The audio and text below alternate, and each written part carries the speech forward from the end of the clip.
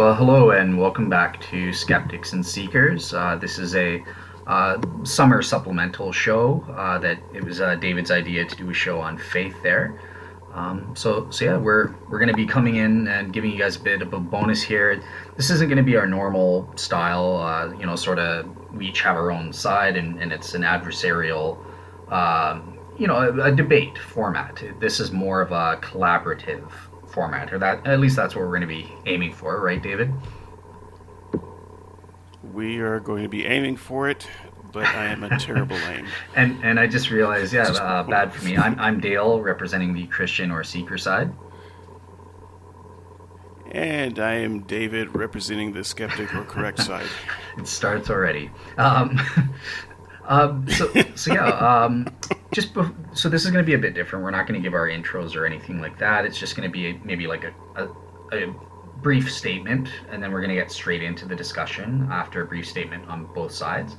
But for those of you interested in any changes for season two, in my blog, so one of the ideas that I had is that if we want, we can put in if there are any claims that we're making in a given show, or just statements of beliefs or opinions, and any presuppositions that we're based on. So if you guys check out the blog where me and David actually sort of write out our thoughts, I've included a section where I've got one claim, one statement of belief or opinion, and one presupposition. So you can get a glimpse of what we're going to be trying to do in season two to help avoid talking past each other, that sort of thing. So, and you'll find that on mine as well, even though as we do this recording right now, that is not the case, and Dale doesn't actually have that in front of him. But I will also be doing the same thing.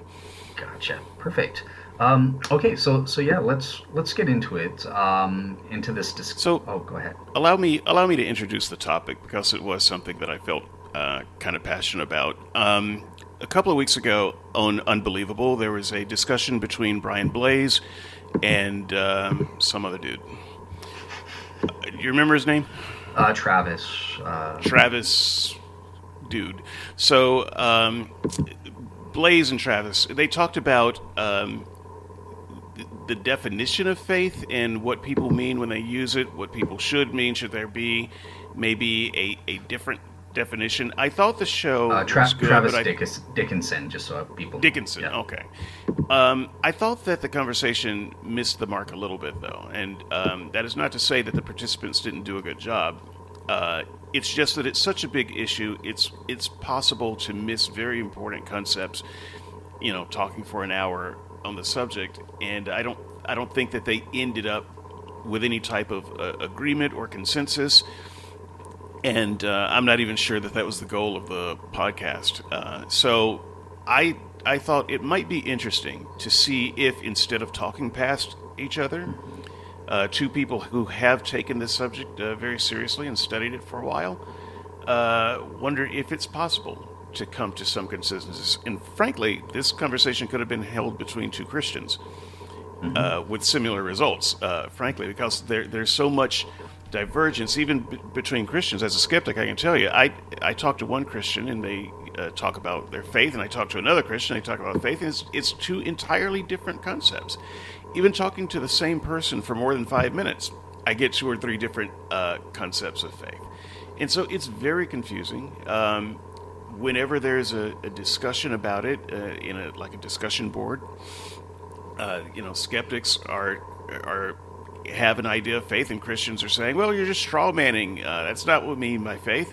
And so we try to have them define it, and then so we use that, and then another Christian comes along and says, oh, no, you're just straw manning. That's not what we mean by faith. And so it's very difficult to have a productive conversation that way. And faith is so central to the Christian claim that if we're going to have these discussions at all, I thought that this would be a good precursor to season 2 to see if at least Dale and I can't stamp out some kind of definitional detente when it comes to faith. And so, since I'm talking, I'll just go ahead and give you my opening presuppositional. Go ahead. One One quick question before you do that.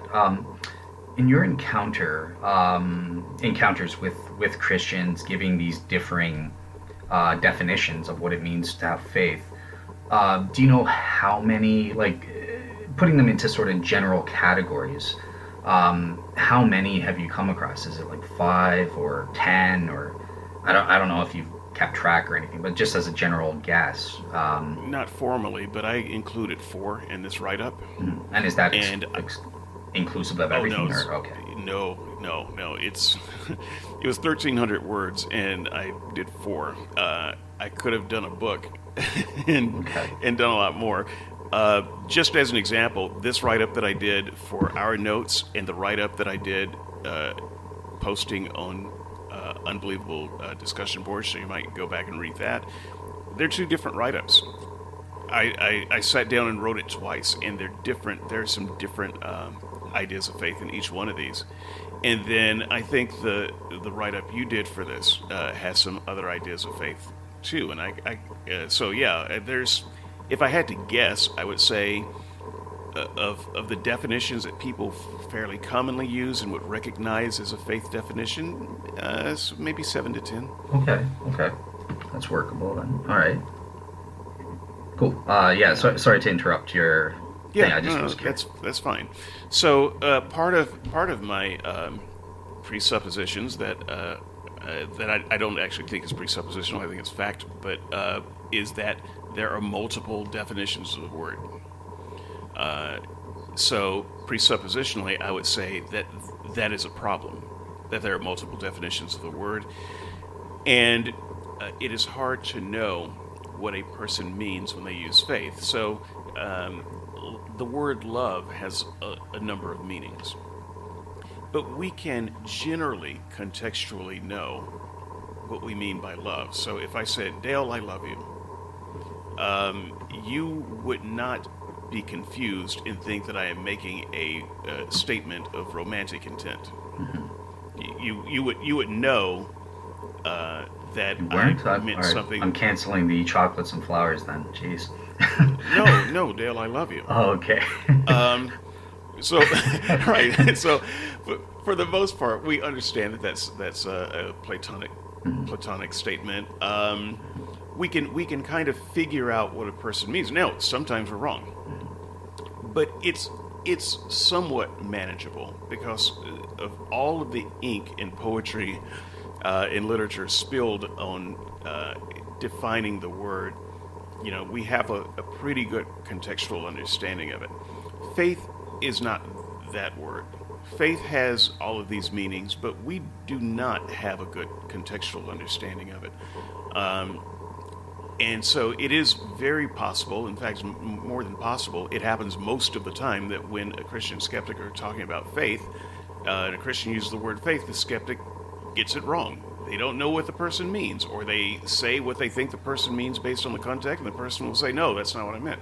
So it is a problem. So that's part of my presuppositions there.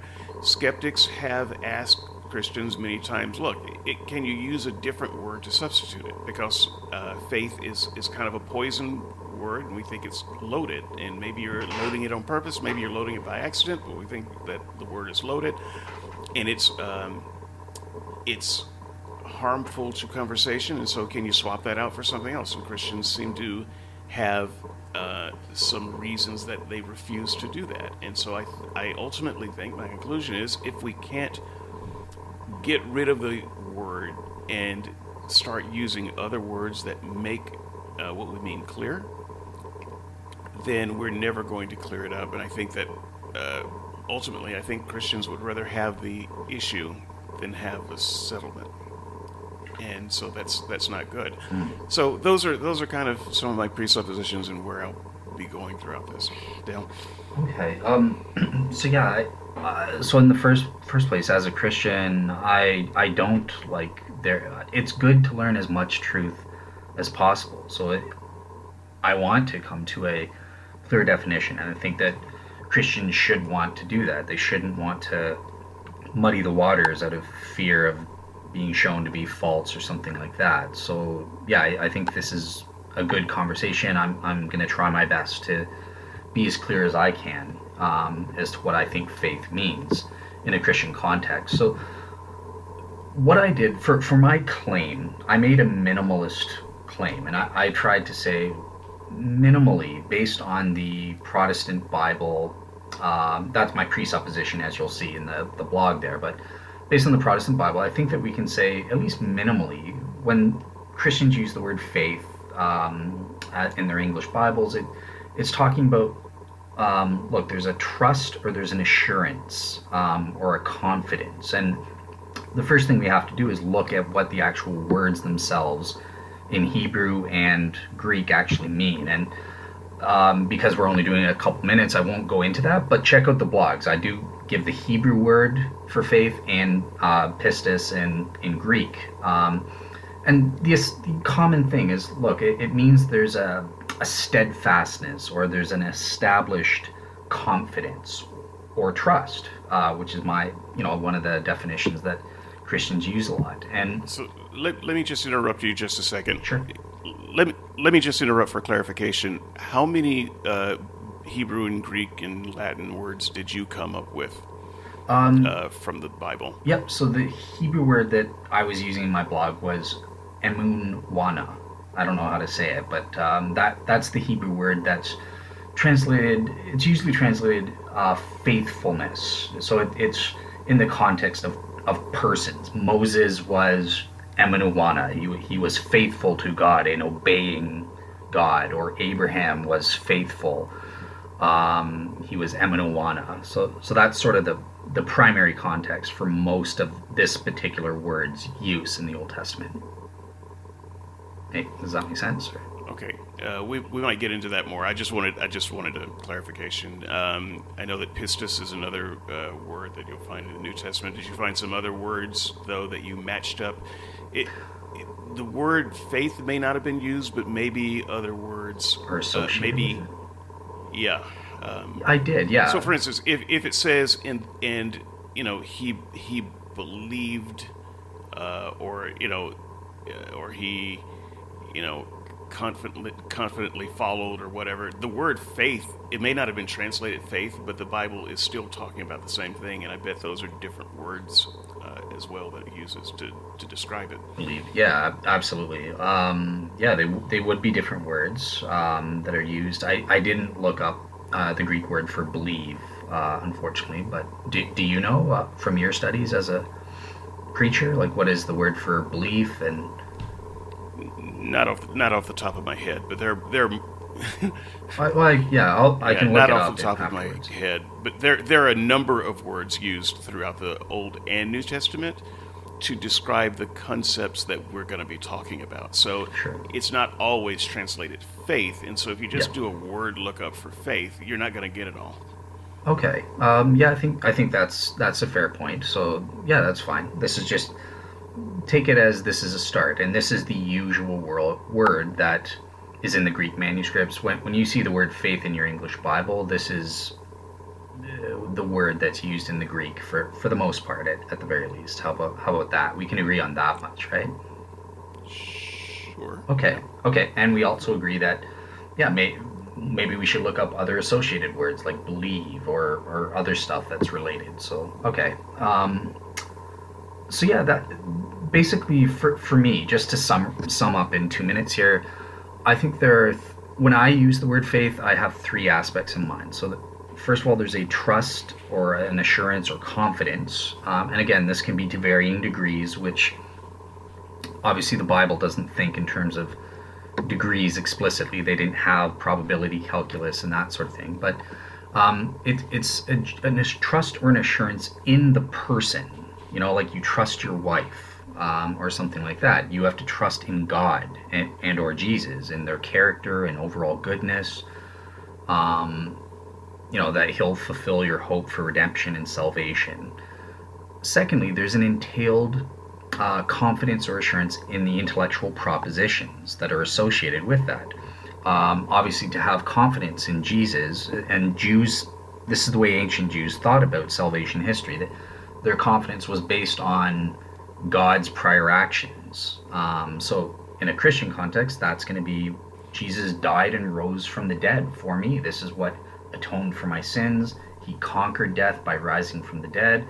and he gives me a promise that he will forgive me of my sins if I place my faith in him and repent and that sort of thing. So there is an intellectual assent to propositions. Jesus died for my sin. I would also add in from Romans 10, Jesus' divine nature. And three, there's also, so this is what David will call an action-based faith. So I don't know if the action part is a definition, part of the definition of faith proper, or if it's really just a qualifier on the type of faith that you're exercising. But there's also you have to obey. There has to be a commitment, an intention to obey God according to that trust. You trust that He is in His character and to fulfill His promises that He's going to do. So you do what He tells you to do. You obey His commands. So minimally, those are the three aspects that I think can be proven in the Bible. I also wrote a little bit about doubt. And I think that the Bible allows for doubts. And it's the story, again, that I base this on primarily is here, someone goes up to Jesus to heal their child, and Jesus says they're healed, you can trust. And he says, okay, Lord, I believe, but help me with my unbelief. The unbelief part is the doubts. There's this doubting of something. And Jesus doesn't say, so this is where I would say the Bible could support the notion of probability, even though it doesn't speak of those concepts or something like that. It's possible to put aside your doubts and have sufficient warrant to place your trust and assurance in a person, even if you have this niggling what if in your heads, but you act accordingly. You act as though you're in full confidence because you have sufficient evidence. So yeah, I think that's it. And you guys can see all that in my blog for more details and that sort of thing. Okay. So David, to turn it over to you, can we at least agree? So let me just jump in here. You're having some audio breakups. You're probably some low bandwidth issues.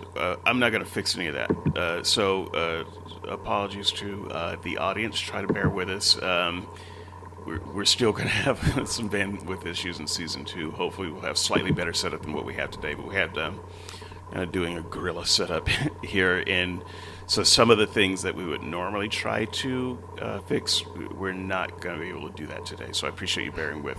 Am I back now, or can you hear me now? It's hard to tell with you. Sometimes your circuit board just doesn't work. Okay.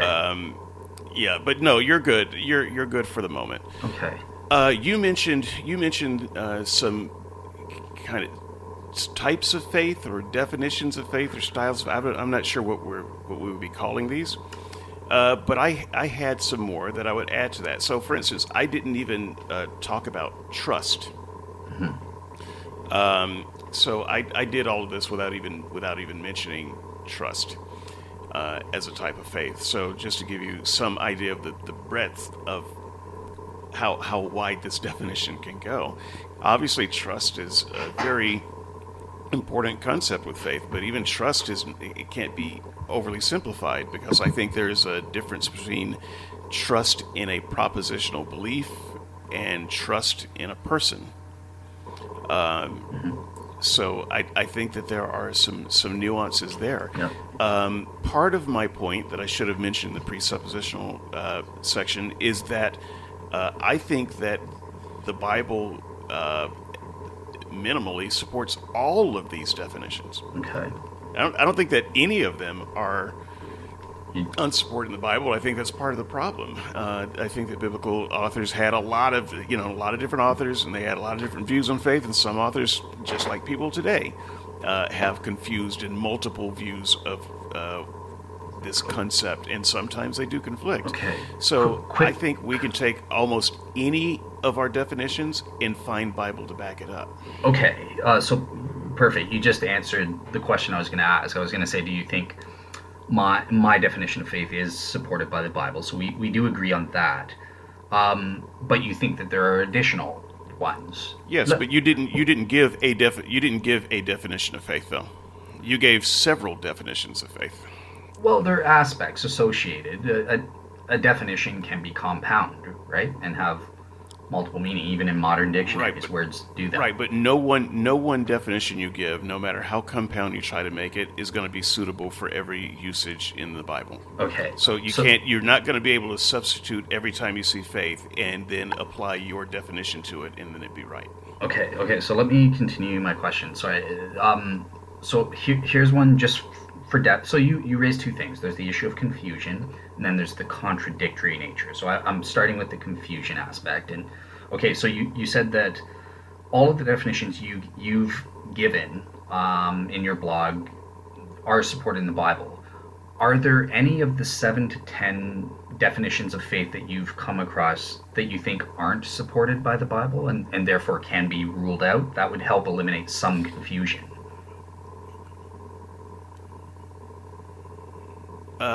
I think it is very hard to completely rule out almost any made up definition from the Bible because the Bible is so varied on this. So part of the problem, let me first go over the definitions that I bring up in the blog. So because we've talked around them, but I haven't really mentioned them yet. Yeah, that's good. So very quickly, I bring up four.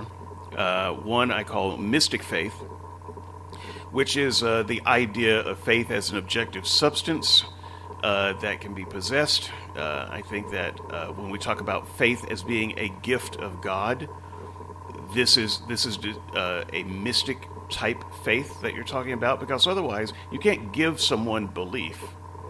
The person believes a thing or they don't believe it. This is a thing that Christians, even Dale has said, I don't know what his views are now, that a person can't have faith on their own. It has to come from without some type of spiritual endowment. And so that is a type of mystic faith. And then people talk about varying amounts of faith. I'm going to show why I don't believe that you can talk about that in terms of confidence, statistical confidence. I think they're actually talking about various amounts of this mystical substance. So we might unpack that. There's evidential faith that evidentialists like Gary Habermas or Mike Licona might talk about. It's confidence in the evidence. It's something that comes from within. It should only be proportionate to the evidence. It's the kind of faith that a scientist might have in their instruments after the instruments have been checked and double checked and triple checked. There's nothing mystical about it. It is not something that's given as a gift, and it can't be gained by prayer or anything like that. It's simple confidence in the evidence that you see. There's fightist faith. So fightism is one of those jargony words. I almost hated to use it, but it's a word that's often used. But quite literally, fightism can be translated as faithism. So it is so central to the definition of how faith has been used and defined over the years that it's literally faithism. It is exactly faith the way you would think about faith. It's a kind of faith that stands at odds or sometimes in competition with reason. And it's the kind of faith that Christians seem to support. I mentioned one passage. I want to say it was 2 Corinthians 2:14. Yeah, there it is.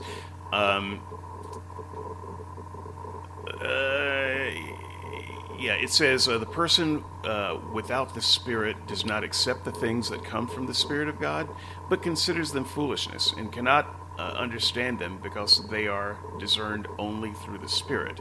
So here, this is just a small snippet of a longer text, and there are a few passages in the Bible that are like this, that suggest that, yeah, that God's truth seems crazy to you, and if you're only using human reason, then you're never going to get it. So you need this additional spiritual component, let's call it faith, in order to understand some of these things that can only be discerned from the Spirit. This is a type of faith that I call fideist faith. And then there's what I call the active faith. And this is the type of faith that you hear Justin talking about a lot. So it's the faith that moves you to do things. You might say it's the faith of James.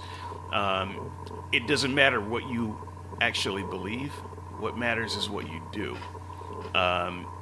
And so the problem with this type of faith to me, I'll get into the problem with some of these later, but I'll get into the problem with this one now because I mostly dismiss it. Okay. This is, but you can have an active faith simply by playing the lottery. Now, what do you actually think your chances are of winning the lottery by buying a lottery ticket? No one sane has confidence that they're going to win, but they buy the ticket anyway. And there are reasons that people buy the ticket. You know, you can talk about various, risk reward type things. You can talk about just the entertainment value of it. But it's a calculated risk kind of thing. It's not a confidence kind of thing. So a lot of people take a calculated risk on Christianity without actually buying it. Kind of the Pascal type faith. Yeah.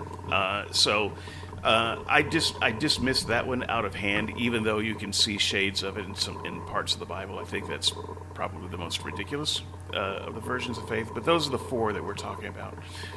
That I'm talking about. And of course, we could go on to talk about faith as trusting an individual, and faith as in trusting propositional truths or intellectually assenting to propositional truths. So with that, you were saying something. I was about to comment on it, but then I interrupted myself with this. Now I don't remember where we were going. Yeah. So some of that. Okay. So one thing that I'm confused over, because I thought I understood you then. So with evidential, let's just focus on the intellectual propositions aspect for a second, assenting to these and having confidence in these. Trusting in those, how is that different than an evidence, what you call an evidence-based faith? Because I thought those were the same thing, more or less, or yeah. Not really. I think that it's very possible to trust in a propositional claim without any evidence. So I do think those are very different. So, for instance, oftentimes you're talking to a Christian, they're giving Bible verses and they're giving evidence and they're giving things that they think they can win on empirically, and then you mention something like, yeah, well, how do you know what you think you know about heaven? Well, then the definition of faith shifts. Okay. Because obviously you don't have any evidence for that. It's a proposition. It becomes, well, I hope that that's the case. And so I am going to give intellectual assent to it. Okay, so let's say this then. So there's a difference between a warranted and an unwarranted evidence-based faith or something. If you have a blind faith, like you don't have sufficient. You broke down completely there. Could you say that again? So you could say that there's a difference. There's some people have a warranted evidence-based faith, whereas others might have an unwarranted evidence-based faith, like a blind faith or something like that. And you reject that, like that's not a proper interpretation, a proper Christian definition for the word of faith. Or do you think that is also supported in the Bible? And if so, where? Like let's look it up and see, and let me see it. If you think this kind of unwarranted blind faith is supported. Yeah, I think faith in something that you're not convinced by is supported. So when Philip comes to Jesus, I just want to clarify this. Philip was not asking to see evidence that the other 11 hadn't seen. So Philip just wasn't in the room the first time Jesus came to the 11. So it was actually the 10 at the time. And Jesus showed them the holes in his hands and his side. And then they believed. Philip wasn't there, and when he came back and they told him about it, he says, well, I want to see it too. I'm not going to believe unless I see the holes. And then when Jesus comes back and Philip is there, Philip says, I want to see the holes. So Philip wasn't actually, I think, demanding anything that the others hadn't already seen. But at any rate, Jesus told Philip, stop doubting and believe. Now, in this case, Philip had doubts. he was not convinced. The others had been convinced by then, but Philip had not been convinced. But Jesus rebuked Philip for wanting that empirical evidence. He wanted him to believe in the proposition before he was actually convinced. And so I think that is one example of perhaps many that I could come up with. Okay. Yeah, because I take issue with this, and this was just for the audience. Where was this? This was the Gospel of John. Probably. Yeah. Well, if it's Yeah, multiple. I didn't prep appearances- the passage, but Okay. it's easy to look up. Just Google it. Okay. Okay. So yeah, I don't think the Bible would support an unwarranted faith, or I find that to be problematic. So yeah, I think in Philip's case, he did have evidence from other things to place his trust in Jesus and that sort of thing, and he also Okay, had. that doesn't matter because he didn't have enough. It doesn't. So I understand where you're going. Philip didn't have enough of those things, and this is kind of the Christian's one size fits all approach to evidentialism. So I saw enough evidence to convince me. So therefore, it should be enough evidence to convince you. This is a fallacy. It's wrong. There may be. You may not need as much evidence to convince me. You might be very superstitious. You may have some very wrong ideas about the world, or maybe I do. So maybe someone does a magic trick and that convinces you. But I've seen a lot of magic tricks, and so I'm not convinced by it. You can't say that he had enough evidence. He clearly didn't have enough evidence for him. Right. So here's where I would say I accept individual relativism on the assessment of the evidences to an extent. You have to be what the law considers a reasonable person. Like the courts, for example, are not going to just be like, oh, well, in your opinion, it was cool to kill him, so all right, you're off the hook. You're unreasonable if you're going to be saying that. So we don't go totally based on individualism, even though there is some element of subjectiveness when we're assessing evidence and that sort of thing, of course. But yeah, I think that there is some measure where we can tell if someone is being reasonable or not in certain cases. And yeah, I mean, Philip was witness to Jesus doing miracles throughout his entire ministry. He would have. All of them were witnesses to Jesus doing miracles throughout their entire ministry. So I Right. mean, if you use that as a story, the story just falls apart even long before it gets into that room. Peter, who was a party to raising dead people before Jesus died, suddenly doesn't believe that Jesus is going to rise. And not one of those disciples are standing at the gravesite waiting for Jesus to come out, say, on day 3, when he said it would come out. So the story is utterly ridiculous on its face if what you're saying is that a reasonable person would at least have enough belief to see how this plays out. They did not. They went back fishing. So I don't think that you can say, well, they had enough evidence to believe. I would say that, but I get shouted down by Christians when I say that. So obviously Thomas didn't have enough evidence to believe. And by the way, when Jesus showed up in that room for the other 10, they didn't believe either. They were full of fear, and Jesus showed them the holes in the hands and the side, and then they kind of calmed down. So none of them had a better reaction than Thomas. So again, I don't think it's particularly fair to single out Thomas. When Jesus said, "Stop doubting and believe," I think that's a wrong formulation, period. Because if a person has doubts, we don't choose, what we believe. We either believe a thing or we don't. We're either convinced or we're not. For whatever reason, Thomas was unconvinced. And for an unconvinced person, you don't say, "Stop doubting and believe." You say, "Okay, let me try to convince you." Yeah, but no, Thomas was being an unreasonable person. He should have. There was sufficient evidence to have Peter and all the other apostles saying, "We saw him in the flesh." Given the background, yeah, No. he's seen Jesus do miracles. He knows he's associated with God. So Then you're saying he- that Thomas should have believed a story while the people telling the story got the hard evidence. That's not fair. No, but that's the basis of the Christian church. All the Christians believe the apostles' testimony. That's how most people came to believe, and obviously it Yeah, was but that's not really true either, though. I mean, was in your about. case, it may be true because you say that you haven't had any mystical experiences, or maybe you have and you're just not talking about them. I never did, but I talk to a lot of Christians who say, "Oh yes, Jesus visited me. Yes, I saw him in a vision. Yes, he did this miracle for me." They actually do have what they think is concrete evidence, and they want me to believe based on their story of concrete evidence. Now, I'm Thomas in this case. I'm saying, well, if you got your concrete evidence, I want my concrete evidence. I don't want to believe based on your testimony of it. So yeah, but there's a difference, right? So number one, Philip was privy to actual supernatural miracles. So let's pretend you actually go around, and you witness me. You've known me for 3 years, and I'm going around committing actual supernatural miracles in front of your eyes. And you and Andrew and Matt and Sarah and everybody are like, 12 of the unbelievable commenters are all like, yeah, yeah, wow, it's proven. Then everyone, Andrew, everyone, you aren't there after I'm killed, and then I do a resurrection appearance to 10 of these people from the unbelievable forums that you've known for years. You trust in the same way that you trust Andrew and Matt and that sort of thing, and they're telling you we saw you.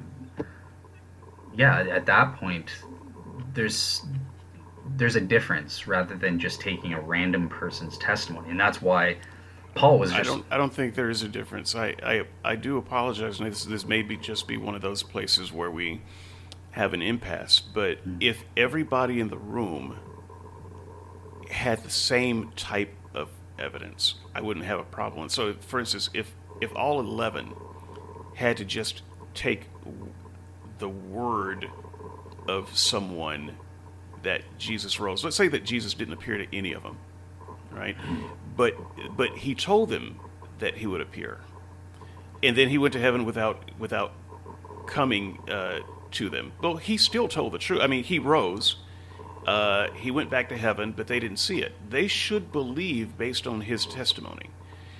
And so, if They should all have, of yeah. them were, yeah, they should have. They were Because they were if all of them unreasonable were in not doing so. That's right, a then mark I would. against them. So Sorry. we would actually agree on that. They're unreasonable, but the fact of the matter is they weren't convinced nonetheless. So where it becomes unfair is Jesus shows up to 10 of them and not 11 of them. Okay. And by the way, Jesus knew exactly when all 11 of them would be together. He could have shown up when all 11 of them were together. So he's screwing with them already by dividing them in this way intentionally, and he gives one control group good evidence and the other control group bad evidence. And we see what happens. And he tells the one with the bad evidence, you should believe in the same way that the people with the good evidence believe. Okay. Well, he That did. is that is never going to be fair. Right. In the first place, this is a different. In the first place, he did give him evidence that he was unreasonable in not accepting it. He gave better evidence to others. So this is sort of a separate objection that it's being unfair or immoral to give.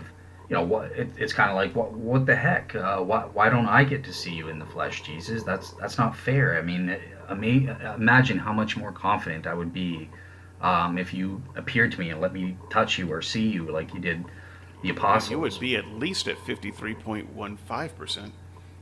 Well, remember, I think I think I'm actually in the 70s. Believe it or not, I haven't. Again, I haven't formalized it, but I did some playing around. I think I'll actually be in the 70s, which Well, surprises me. until you Um, give me the updated number, it's I'm going to have to take your two decimal place cool, and that's what I do. 53.14%. Yeah, that's fine. That's fine. That's what I do as well.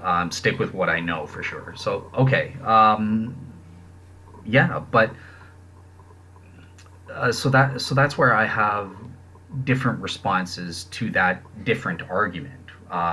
Is it unfair for God to give miracles to certain people and not to others, or does God have reasons as to why He interacts with us as individuals? So long as He gives us sufficient evidence, and remember, you admitted they should have. They were unreasonable in the evidence that they were given in not believing that.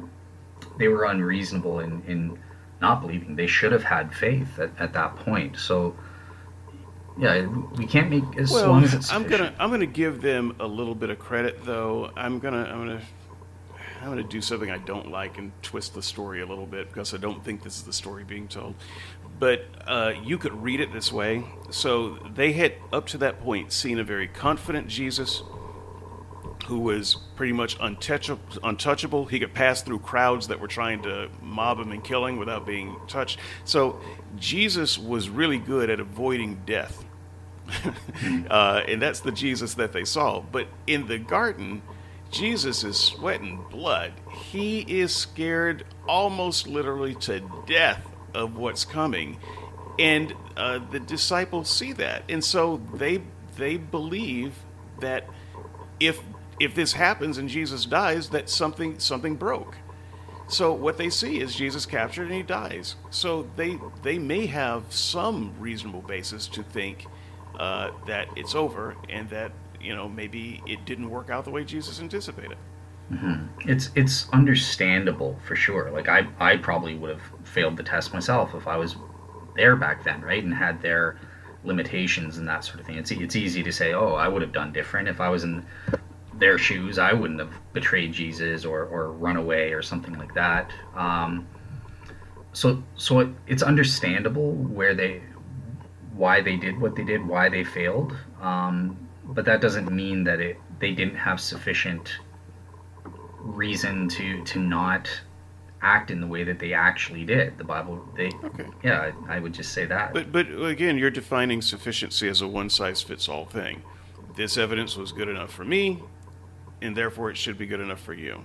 And I do think that that is always a mistake. And even if I would agree with you that seems like that should be good enough for everybody, there's just no such thing as that should be good enough for everybody. And we are either convinced of a thing or we are not convinced of a thing. And if a person is not convinced of a thing, it's the wrong thing to say to that person who's not convinced, well, you should believe anyway. Okay, That's all I'm saying. You asked me earlier, just so the I- audience doesn't get lost here, yeah. if I could come up with an example of someone being told to believe without sufficient evidence, and clearly Thomas didn't have sufficient evidence for him.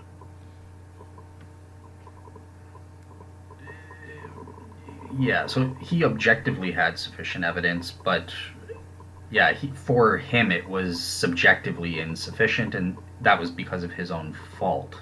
But here's a good segue, Well, actually. then Jesus should have told him to get lost. Then you're no longer one of the 12.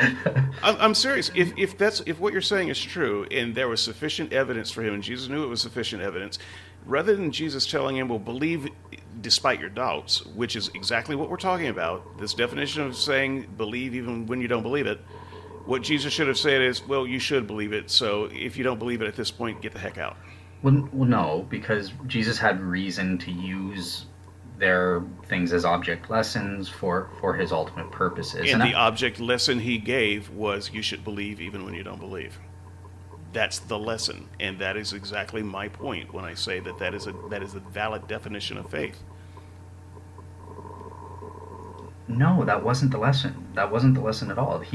Everyone has to have sufficient faith. He had sufficient, objectively sufficient. It doesn't matter whether you're subjective. But here's something that'll help in a Christian context. So in the first place, one thing, it's not true that there isn't a one size fits all type of evidence. Actually, I'm sorry, DNA evidence. You should be convinced by that. If you're not, you're a nutball. Unless you can prove some kind of contamination or something, but pretend all that's out. If we have, yeah, that's an evidence that is very convincing to all reasonable people. If you're not convinced by that, there's something wrong with you. Yeah, But so DNA evidence is sometimes wrong, and Sure. you're not a nut job if you reject some DNA evidence. I'll let the So- commenters so- pick that apart, though. I don't. Yeah. I think that you would take that back if you thought that through better. well, I said I took out any of those factors. Are you saying But DNA you can evidence never, should- but you can never take out those factors, though, because they're always a part of us evaluating DNA evidence until we get better at evaluating DNA evidence. Okay, so we shouldn't, DNA evidence is insufficient to be admissible in court. Is that what you're saying? Like juries should not just consider that, just dismiss that evidence because there's a No, potential. but I'm saying that that's not the slam dunk that you seem to think it is either, because you have to then consider how good is that DNA evidence. Was there some contamination? What's the chain of custody? These markers, is that within the range of possibility that we could be talking about twins? There are all kinds of questions in Yes, there. I've So considered. Everyone considers those in court, right? We do know about those factors, and that's why I removed it. When I give a okay, well, I simplistic, just think you're arbitrarily removing it. If you're saying that DNA, we understand enough about DNA to mostly identify a person as long as the sample is perfect and we're perfect in our evaluation, sure. But I mean, you're just kind of creating one of those other world scenarios that doesn't exist in this world. okay, well, even with those problems, DNA evidence is a sufficient evidence to be considered by reasonable persons in court. So that It is a should, one yeah, size. definitely should be considered, but it should be considered, but it is not the evidence. And so if all you do is say, I've got DNA evidence here, and someone who knows a lot about DNA says, wait a minute, I've looked at that and I doubt it. You can't say this DNA evidence, it should be sufficient for you. Gotcha. Okay.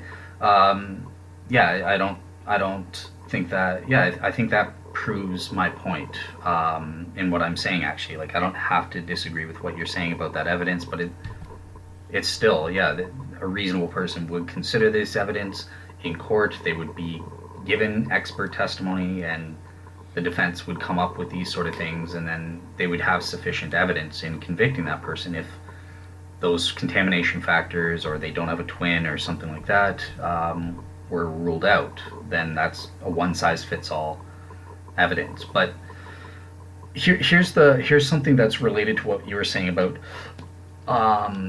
some people just on a subjective level, they still don't buy it. They should, but they just don't. And so my answer to your question is yes. I still maintain that the Holy Spirit. So you call this part of mystic faith.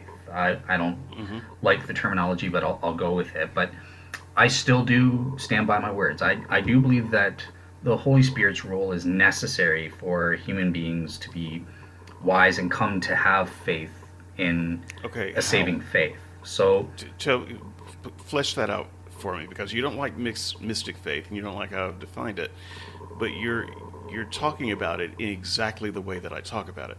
So if the only problem is a problem with my terminology, come up with better terminology. sure, I'm about to. All right. So here's how I look at the Holy Spirit isn't giving us some mystical substance called faith. Like he's like got a the opposite of a vacuum cleaner, something that shoots something, something called faith into us, and now I got some more faith. I don't think that's what's going on. I think that faith is defined as trust and that sort of thing, but the Holy Spirit is an enabler. So he fixes the problems that sin has caused in our noetic faculties, or our spirit, which is the faculty of how we relate to God, our divine sense, which is how we come to have knowledge that God exists in a properly basic way, and that sort of thing. So the Holy Spirit's role is as a fixer, as an enabler. He restores So our no noetic faculties, divine sense, all of this is mystic. This is mystical talk. There is no noetic faculty. There's no divine sense on a scan. there's no So noetic faculties. yeah, I mean this Okay. divine sense that you're talking about. This is not a part of the amygdala. I don't. So you're still talking about some mystical component when you speak this way. Well, so noetic faculties just mean cognitive faculties. You're using noetic faculties when you think 1 + 1 = 2, or when you do science. The divine sense is Okay, a well, part I of. think that you're over jargoning by calling that noetic faculties. If all you mean is our brain doing brain work, then that's probably what you should say. So, it's our cognitive faculties, not our brain, because I'm a substance dualist, right? So that's why I'm our so mental already faculties. we're entering, we're acknowledging that there's some mystical component then that you're talking about. See, There's a I don't non-physical recognize I component. don't recognize your non-physical cognitive faculty. I recognize my brain doing work. So I'm willing to use a term like cognitive faculty as long as you're not loading it up with some mystical stuff and then claiming that you're not talking about some mystical stuff. Okay, You are talking about mystical stuff. sure. So in that sense, if yes, my mental faculties are not my physical brain. Most Christians believe this, and I believe this is supported in the Bible. So under my presupposition that the Protestant Bible is assumed to be divine revelation from God, which is what Christians do, right? We're not debating about atheists. We're trying to figure out if we can come to a common Christian definition, I think. Well, and I think Christians and atheists, remember a lot of atheists are former Christians, and so it's not like we don't know what we're talking about. Okay, well, And also when we talk to you, we hear how you use the word. So there are two things. There's how you define the word when you say faith is this and you give a definition. It's how you use the word when you actually use it in a sentence. And often those two things don't meet. okay, well, how are they not meeting here then? I guess I don't understand. Like it's this is Well, I'm not common. sure because you're the one disputing my mystical faith idea. I But won't. everything that you've said is using mystical jargon. Right. So the reason I was disputing it is because I misunderstood what you meant by mystic. So if you're meaning that it entails non-physical components, right? Like my mind is a non-physical object, and most Christians believe this because they're substance dualists. So they don't Right. believe. So in that sense, okay, yes, I But believe there's in. more than mind because even us uh, substance non-dualists, monists of substance, we just so Physicalists. yeah. Even those of us who are physicalists might use a word like mind, and Christians would use a word like mind, and we mostly mean the same thing when we say that. But for 1 Corinthians 2:14 goes beyond mind. Sure, It there's. talks about something that can only be spiritually discerned. Now, if you would acknowledge that even atheists have minds that we can use logic and reason, you have to say, well, there's some other component then that allows us to spiritually discern things that atheists don't have. Well, not necessarily. I would say that because I believe the way we relate to God, our divine sense is a spiritual faculty. But Very well, and this is what I mean by mystical faith. no, but even if it's just the mind, Alvin Plantinga believes it's just the mind. The way we come to knowledge of God is a cognitive, rational faculty, and he's a substance dualist. So if you're going to grant me spirit, like a non-physical mind, are you cool with that? Or my understanding is you would still call that. For the sake of conversation, you know, once again though, if all we're talking about is the capacity to think, you know, and you would place that outside of the brain, I would place that inside of the brain. I think that we can use the word mind interchangeably in that way. But I am suggesting that you're loading up mind with some other stuff besides just the ability to think. Well, of course, the mind does have other attributes to it, but yes, Alvin Plantinga would say the divine sense, what I'm calling this divine sense or sensus divinitatis, is a part of the mind. I don't. I think it's a different faculty. But the point is, once we grant this, so if you want to say because it's non-physical, it's mystical, then great. Okay, I'm happy to accept. Yeah, Christianity does entail a mystical element Well, to. but it's not just non-physical. It's non-cognitive. It's it's it's a separate thing, right? So this What? But emotions are non-cognitive. They are not officially part of the mind, but we still have them. okay, but all humans have emotions. All humans have thoughts. I'm talking about humans with physically properly working brains. All humans have those Good things, point. potentially and ultimately equal proportions, but we don't all have this spiritus divinitas. I can see the things of God and they don't look foolish to me. That's a different thing, and that's what I'm calling the mystical part of this. Right, but we all do have it. We were all created, according to Christianity, we're all created with this, but it's now defunct. It's not damaged. Just like the guy with the emotions, you're like, obviously simple emotions haven't been as badly damaged by the fall. They still, even they have still been damaged. Our emotions aren't pure and innocent. We experience bad anger and that sort of thing, or unrighteous emotions as well. So they're corrupted by sin. But So let me drill down different just a little bit more. faculties. When we say Oh, God you're grants cutting us out. faith, that God gives a gift of faith. You said something about faith. I can't. Yeah, we both are probably. So when you say that God gives us a gift of faith, what is God doing? I think that he's repairing the damage, to some extent, to a sufficient extent where we can show the wisdom that, yeah, an assent to God does exist, and I'm going to place my faith in Him. I'm going to place my trust in Him. So it's a repairing of the damage. Okay, so he's repairing this mystical, non-physical thing that's within us. I think that's one way of putting it. I can see where you're saying that, but I think that most Christians would say that he's injecting us with something externally. So you can say, well, he's injecting us with repairs, and others might say he's injecting us with substance, but it still comes from without. Injecting us with repairs. Well, something. Yeah, the Holy Spirit is from without. So in that sense, he's something from without is needed to repair us. But I don't.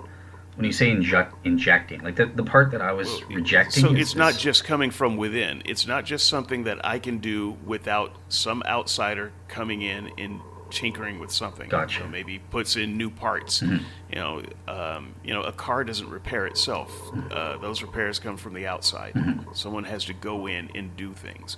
So they might just shine up something rusty, or they might swap out a wire. But there's something injected from the outside that makes the thing work. Gotcha. So in the case of faith, that's what I'm calling mystical faith. Okay, so thank you for clarifying that. So in the sense that there is a required outside input, from God to repair the damage, then yes, I would subscribe to the mystic, what you call mystic faith, as one of the aspects. But I just want to clarify, it's not like the Holy Spirit is going around with a syringe and has it full up with something called faith and boop, injects it into your veins like that. No, That was in your by your way of thinking, he's going around with a monkey wrench and Yeah. and Yeah. some fresh wires. yeah, Okay, exactly. but it's the same thing to me. Okay, So- cool. So then I accept it then. Yeah, we can. That's great. I didn't think we would agree on that, but now that we've clarified it, yeah, I can agree with you that there is a mystical, what you call a mystical aspect to faith then. Yeah. All Okay. right, cool. So let's leave Fideism where it is for the moment. I want to hear you talk about evidential faith, and this is actually where I thought that most of this discussion would live. So even though I will acknowledge that there are examples of evidential faith in the Bible, I'll even provide one. I think it's the worst definition of faith. And I think that most of the Bible lives in what I would call mystic faith and fideist faith. I think it's kind of a combination of those two. I think that a type of evidential faith is special circumstances in the Bible, and it really doesn't cover what's mostly being talked about. So one example that I'll just throw out of evidential faith, just so that people understand that I am trying to be fair here, is one of my favorite stories. Is it the prophet? It wasn't Amos. It was Elisha or Elijah. I think one of those. Anyway, may have been Amos. I don't know. But it's where the 400 prophets of Baal, I think, were. That's Elijah. Yeah. That's Elijah. Okay. And they basically, God's prophet basically does a contest. He says, "Okay, you got your gods, I got my God. Mano y mano. Let's do this. Let's look at some evidence and see which God can perform." And so the prophets agree. And so God does a thing. I mean, their gods, try to set up a thing, and they can't do it. The prophets can't do it. And then Elijah does a thing and says, "Okay, let's see if my God can do it." And God does it. And so on the basis of the evidence, then they say, "Okay, well, God is God," and then God kills them all because God is God. That's one example of evidential faith. I don't think that is largely what the Bible is talking about, though, when it talks about faith. Okay. Okay. So in the first place, God does use quote unquote evidence, right? We talked about the resurrection appearance, or prophets would do miracles. We had the test between Elijah and the prophets of Baal.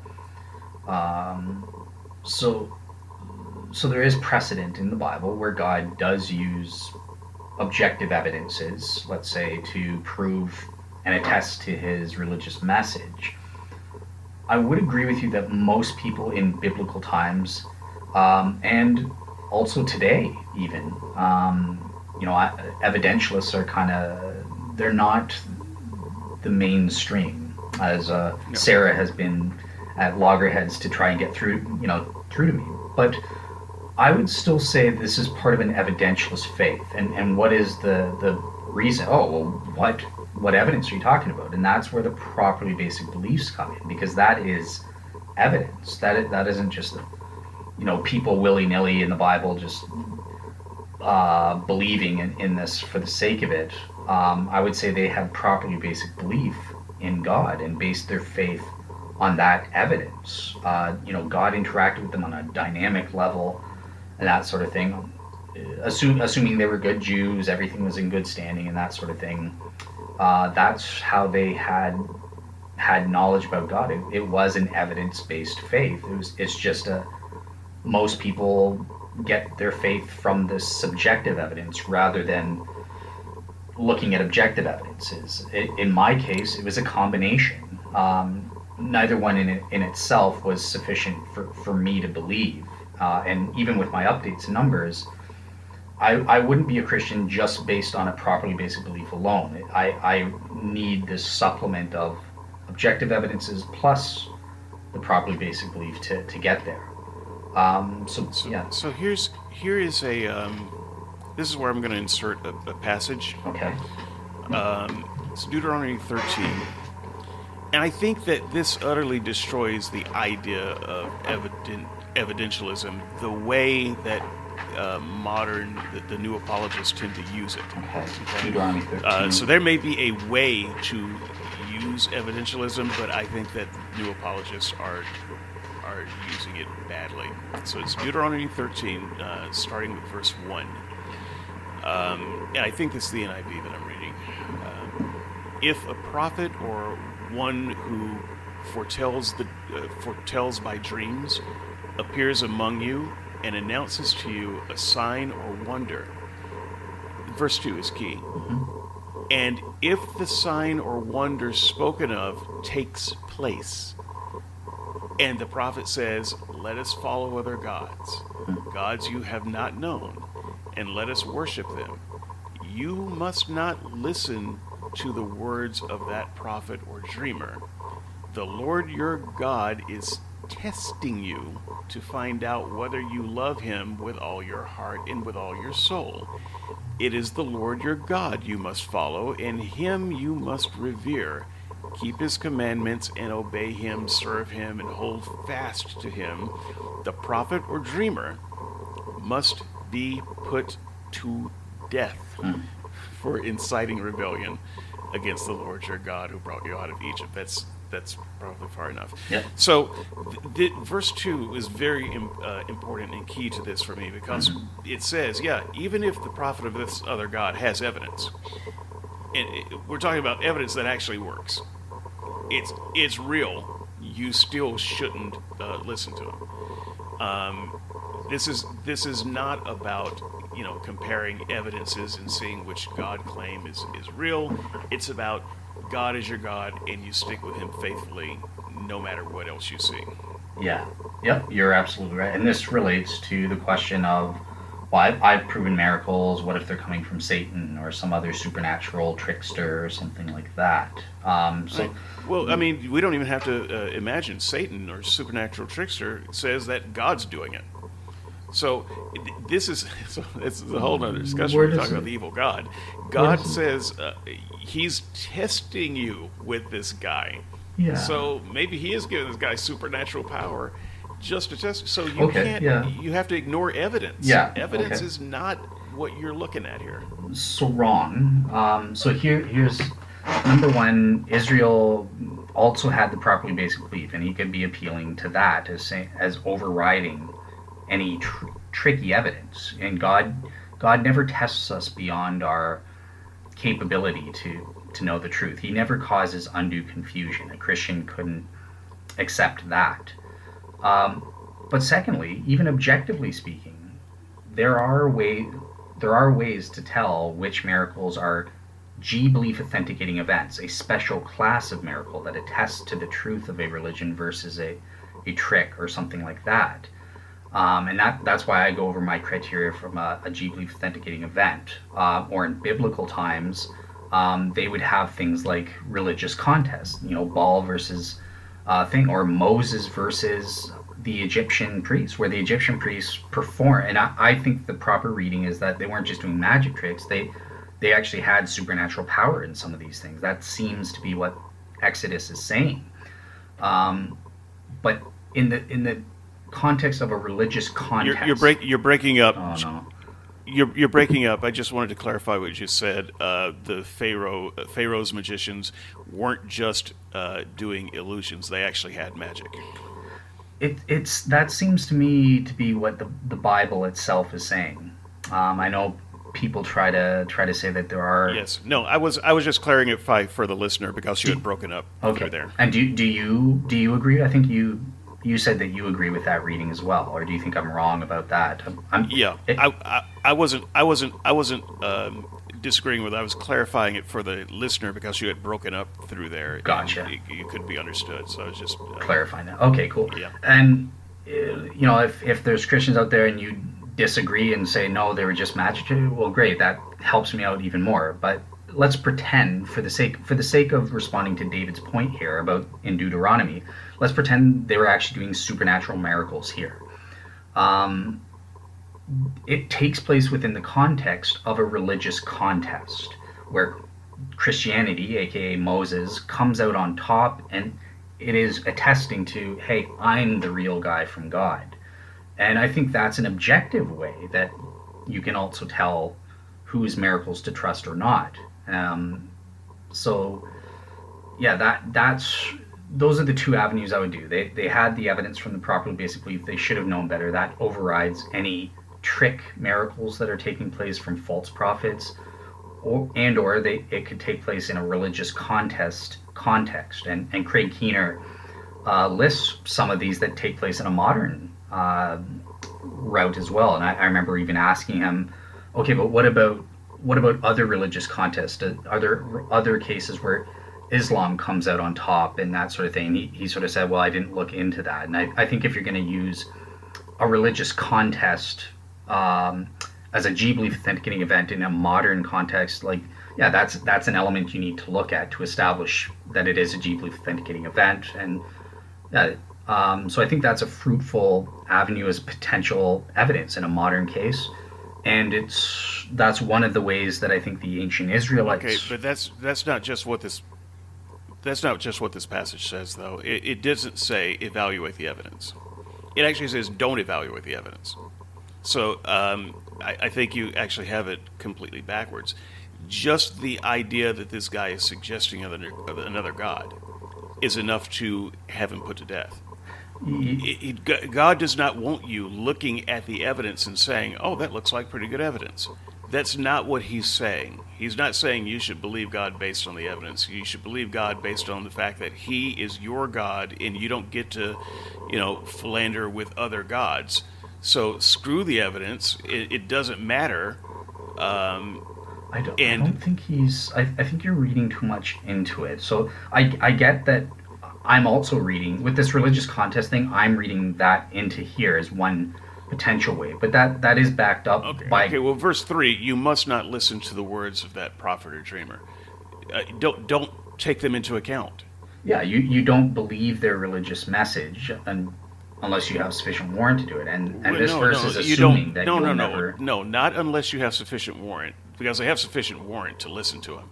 No, they The don't. verse says, "Don't listen." Well, yeah, they do because he's doing magic. Yeah, but that So- in and of itself, this verse is saying for the people of Israel, that in and of itself is not sufficient.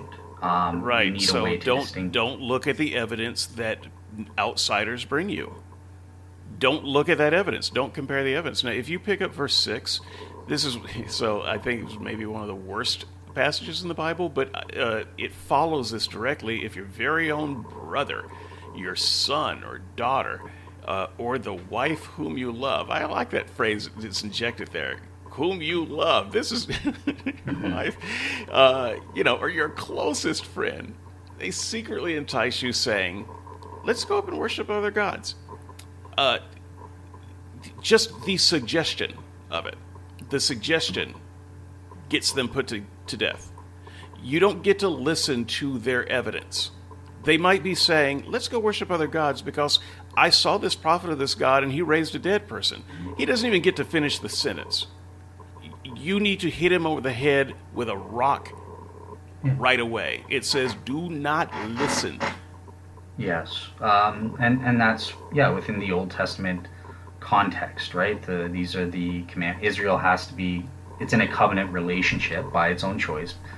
So in the All I'm Old saying Testament, is God that does there's use no religious, there's no evidence that anyone could bring in this context properly where, based beliefs. where That answers everything. But I'm saying in addition to that, the God of the Old Testament also uses religious contests. It's not doing so in this context specifically, but I'm saying that's another avenue that they could use to adjudicate, and they did in the case of Moses versus the Egyptian priests. They did in the case of Elijah versus the prophets of Baal, where the prophets of Baal were just utter failures.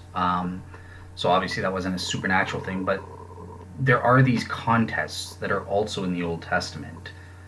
So God does use this as one potential way to adjudicate between miracles, and it's therefore proper for Christians to do that today in the New Testament era.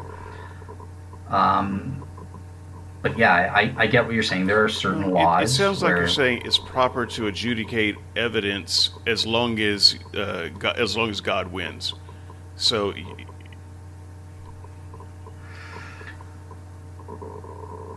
you're cutting out. I'm not hearing anything you're saying. yeah, we both did some cutting out. Can you hear me now? Yep.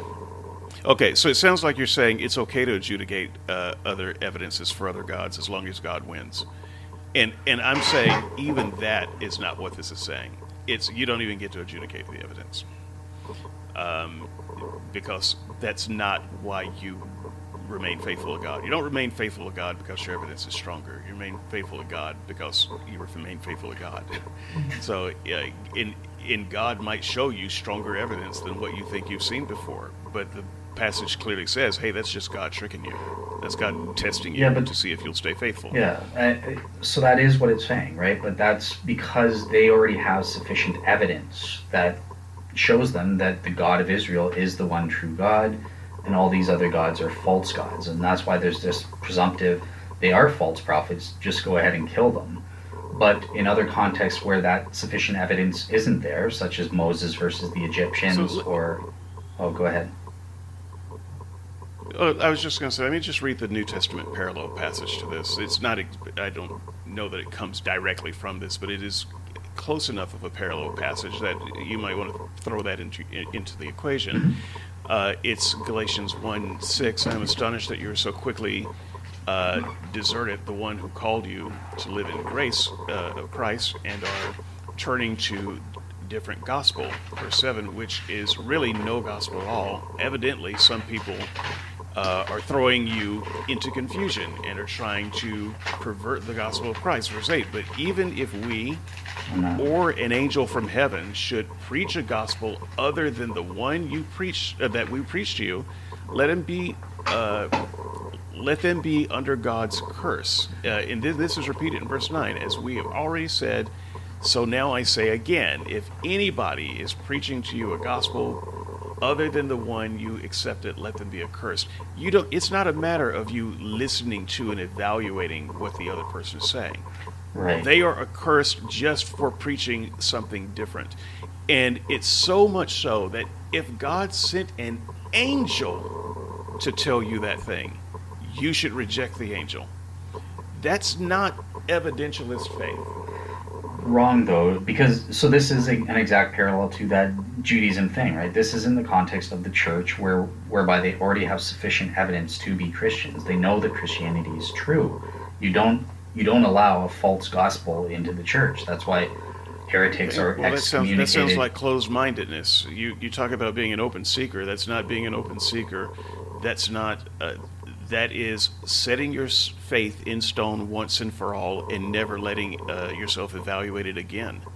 No, but they have sufficient evidence to know that this is not. This is what this Bible verse is saying. Can anyone have sufficient evidence to never reevaluate it? Yeah, if you're 100%, and that's what the Bible assumes. The Bible doesn't speak in terms of probabilities. That's a different message that you've been given then, because you're saying, well, we're not 100% about anything, and now, 100%, you need to be 100%, and then when someone comes and says something different, you can just shut your ears. That's not being open. That's not being a seeker by your definition. That's not exercising a evidentialist type faith. No, but I am open because I don't have 100% knowledge, which is what these verses are assuming. You're just a heathen. you're just a freaking heathen then. I'm not sure why anyone would listen to you, because these verses are in fact demanding 100% by your definition, by your reading. And if anyone comes along, you don't give them an open and equal opportunity to hear them out. You kill them. Not in the church, but first you don't listen to them, and second you kill them. No, you don't allow them into the church, right? Preaching. You don't allow them. You don't allow them anything. So when a Mormon knocks on your door, you don't let them in. You don't offer them a cup of water. They're under God's curse for even teaching something different than you've been taught. If an angel from heaven bursts through the clouds, Paul is saying that shouldn't be evidence enough for you to change. Screw that guy. Yeah, because that alone in and of itself is not enough. You need to assess it to see if it's a G-belief authenticating event. No, he doesn't say assess it. No, but he does say it. Okay, show me where it says, if you have less than 100% certainty, you are not allowed to consider the testimony of an angel. If you can show me where the verse that says not 100%. This is what the Bible assumes.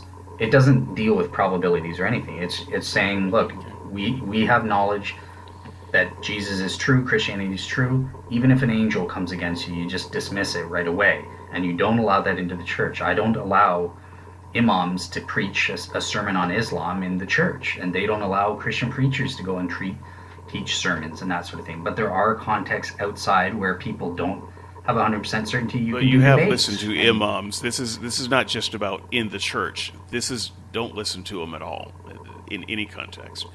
Once again, the passage in Deuteronomy doesn't talk about what's going on in an assembly. It's talking about what's going on at home, among your family. No, and Israel is an assembly. Your daughter, your wife.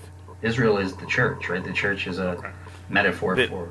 So I think you're splitting hairs in a way that doesn't seem true to the text. I think the text is saying exactly what I'm saying that it says, and I think that people would hear it that way, but maybe we can leave it to the comments and see. Once again, though, if we're talking about evidentialist faith, the way the New Apologist uses it, the Bible seems to be opposed to that. and once again, I can point out some very specific examples where it seems to not be opposed to it. But I think its grandest pronouncements are, in fact, opposed to that idea of faith.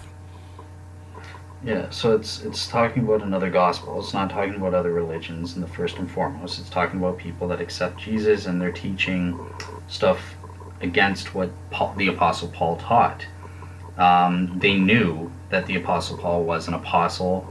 He founded their church. He attested it with supernatural G belief authenticating events, and they had properly basic beliefs in that regard.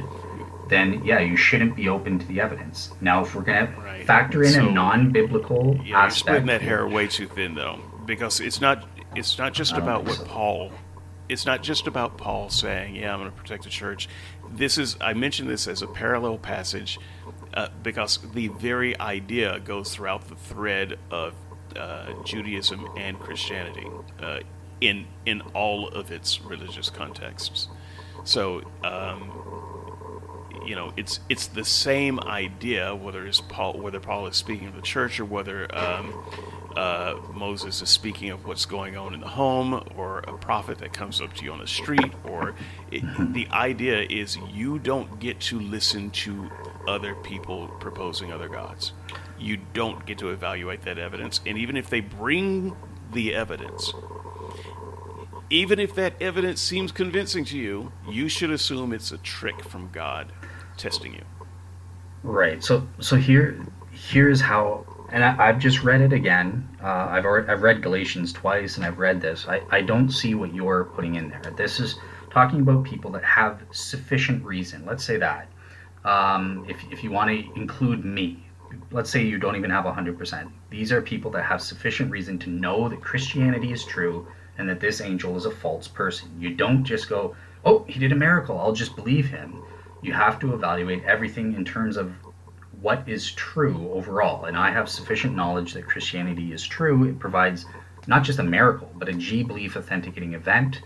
Now, let's say if we're going to, for modern Christians, let's pretend I was convinced that Islam actually maybe 55 to 60% had a G belief authenticating event. Not just some random miracle, but a G belief authenticating event. And then overall, when I assessed the religion total, it came out to less than 50% overall true, even though it has this one miracle from an angel, Gabriel going to Muhammad or something, or splitting the moon in half, whatever you want to say. But Christianity, it also has these G belief authenticating events, and I assess it overall. And overall, which is the state of these Galatian Christians, they've concluded Christianity is true. Then they can say, I'm just dismissing that miracle. It seems like it's a supernatural miracle to me, but you're of the devil. You're a heretic. I can just dismiss you, and I'm going with what I know to be true overall, the gospel of Christ. That's the way I Right, read okay. this. That's fine. Then everyone in every religion who worships every god can take that same idea, and then we just all dismiss each other. No one's actually evaluating evidence. Well, no, but they all. No one's evaluating evidence from other people because they've evaluated their evidence is good enough. No, but I do So, evaluate the evidence from that Muslim miracle, but I also assess it in the context of, is it overall true? I do the positive and negative evidences, and I overall. get that, but I think that takes us far afield from the clear, to the extent that the Bible is ever clear on anything, message from the passages that I've given, and I think that provides a death blow to the modern conception of evidentialist faith. It stands opposed to what evidentialists say faith means. I think that, so in the first place, let's be honest, we're trying to collaborate. Yes, everything that I've just said about this isn't in the Bible. They don't understand about probabilities. They're not talking about in a context of assessing which religion is true, whereby God does biblically provide evidence, and that's why Jesus did miracles. That's why there is a test between Elijah and the prophets of Baal. So there's precedent, but I'm extrapolating from that and giving my answer on this verse. But I'm reading it, and I don't see David's interpretation. I think that you are also reading something in, and on my end, I think that you're reading in the wrong thing.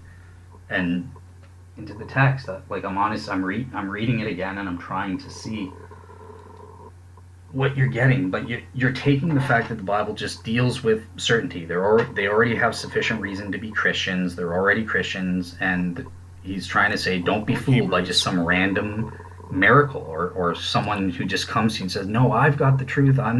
I'm really Yeah, well, Christ. first of all, these aren't random miracles. These are miracles that God has sent to test you. So uh, these are real miracles. We are to Sure, presume. sure. Okay, that's a good Um, point. That's a good point. Yeah, you're right. you know, So the don't be fooled by testing miracles. You've got to do it right. You've got to have sufficient reason to know what the truth is and be able to reject it. That's wisdom. That wisdom is the ability to discern, or as Paul says in the upcoming episode, the ability to discriminate. And yeah. that's what. So I think that part of what stands against what you're saying though is in the Deuteronomy passage where it doesn't just say, "Don't listen." We passed the test. That guy's a fraud. Get on out of here. It says kill him, because God doesn't want that. So God empowers him to test you, and then he says, "Now kill him." Because he doesn't want his people tested in that way for some for some reason. He doesn't want someone bringing word of other gods. He doesn't want you evaluating it. He doesn't just want you to pass the test and not worship the other gods. He wants you to kill the person who proposes it. Right, because that's sin on his part. God uses instruments, so it's still good that he's getting this test done, and they're passing it, and then following his laws to prevent any kind of influence like that again. Right. Um, So he doesn't want his people influenced by other evidences, by other. This is look. We're going in circles here. I think the audience can hear. I think I've got good reason to kind of scorn at least the modern apologists' evidential view. Now there may be some type of evidential view that we could agree on, but not the one that I'm hearing from the likes of William Lane Craig, for instance. And for that matter, even the likes of Gary Habermas. And I like Gary, and I don't like Craig. But yeah, I well, I think. shouldn't say that I don't like Yeah, Craig. I just But I think that I you're reading in, you're not taking a holistic perspective of Scripture. It seems like you're just trying to rule out that God did provide further evidences and miracles to attest to His message. I Um, think that some passages do rule some things out, and I think a passage like Deuteronomy 13 kind of is one of those passages that rules certain possibilities out. Um, but it's you know, providing. Okay, so it's in the context of the Israelites already were worshiping God, right? According to Deuteronomy, that's the Christian perspective that the nation of Israel was delivered from Egypt and was getting the law from Moses, and he was writing down these laws for them. They already knew God existed. They saw all the evidence, all the G belief authenticating events, and they had sufficient knowledge that this God, the God called Yahweh, the I am, because we finally got his name. Abraham didn't have it, but now we got it. He is the one true God. We know it, and he's setting up these rules. Therefore, someone just coming in and doing testing miracles, if you're attesting to something different than what I already know is true, you're a false thing. I'm going to put you to death and not let you influence any children or anything like that. right, Um, right. So I get that. I don't disagree with that. I'm saying that is a hideous thing, and it goes against the idea of evaluating other evidences to claim your faith. In fact, I would say if I had to exegete this passage in Deuteronomy a little bit more deeply, I would say that it is not, in fact, inveighing against the idea of other gods. It's agreeing that there are other gods. So this is not a matter of you trying to figure out whether there are other gods. This is a matter of you figuring out which God you're going to serve. So Jehovah was their God, yeah.